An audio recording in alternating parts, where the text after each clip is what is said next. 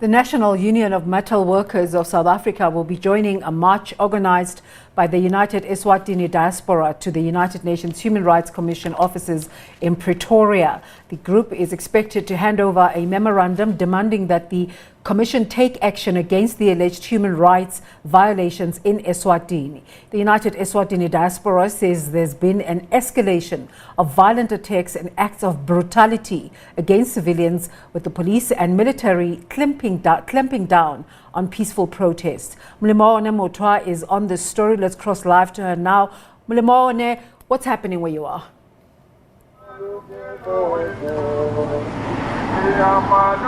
Good morning, Desiree. We are coming live to you from Pretoria, where Numsa this morning is joining the United Eswatini Diaspora in taking to the streets, marching to the Human Rights Commission, demanding that the Commission take action against the human rights violations happening in Eswatini. As we've seen in the recent past weeks, dozens of people dying and hundreds of businesses torched as protesters lamented the fact that they are being ruled by the autocratic political system. And concerns were also raised by the United Nations over unnecessary use of force, intimidation as well as harassment against the civilians by security forces. As you recall that these protests started in May after a law student was murdered in circumstances which suggested police involvement. But to hear more on the protest, on the march this morning, I am joined by Numsa spokesperson Pagamile Pagamile, welcome this morning. Can you just tell us as to what this protest is about this morning? Good morning, and good morning to your viewers, and thank you so much for having us on your show. Yes, indeed, Numsa is also here as a sign of solidarity. We are here to support other progressive working class formations in Eswatini who've been calling for democratic reforms in that country. As you know, for the last 2 months, there have been a lot of protests taking place in Eswatini as the people there take charge of their future and demand genuine democracy. They no longer want the monarchy. They want political freedom. They want to be able to contest elections.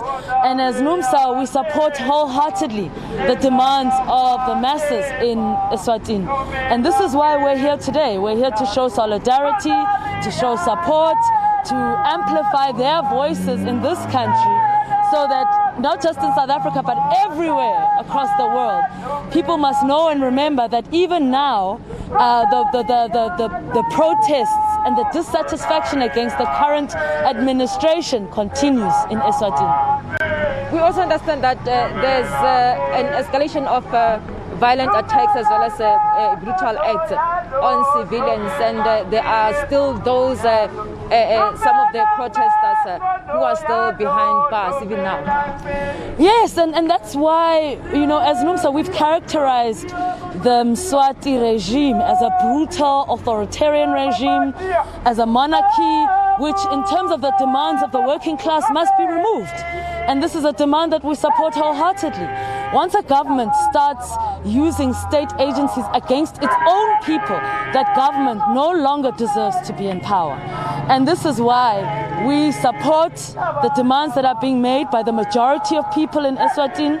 This country, the administration has responded with extreme violence. As you know, they've shut down social media networks. They've tried to suppress protesters. They've been extremely brutal and extremely violent. And as Numsa, we condemn them. We condemn them in the strongest terms, because this is not how a so-called democratic dispensation operates. If this government cared about the people, they would listen to the demands and they would respond accordingly. The people in Eswatini have made their voice heard. They've made it very clear that they want an end to the monarchy and they want genuine democracy, and they must be supported. Thank you. That was Pagamile Majola, spokesperson for Numsa. as they are still here at Princess Park in Pretoria, waiting for some more of their members to then march to the Human Rights Commission offices here in Pretoria.